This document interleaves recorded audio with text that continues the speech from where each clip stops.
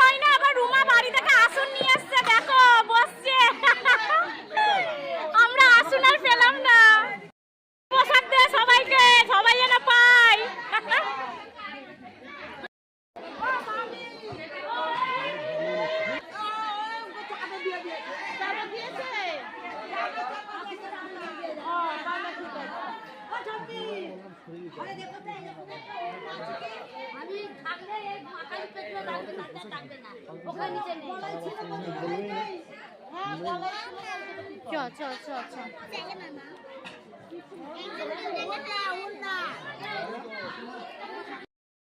এটা রেস্ট চলছে সবার, এখন সবাই খিচুড়ি খেয়ে রেস্ট নিচ্ছে, বিশ্রাম, তাই তো?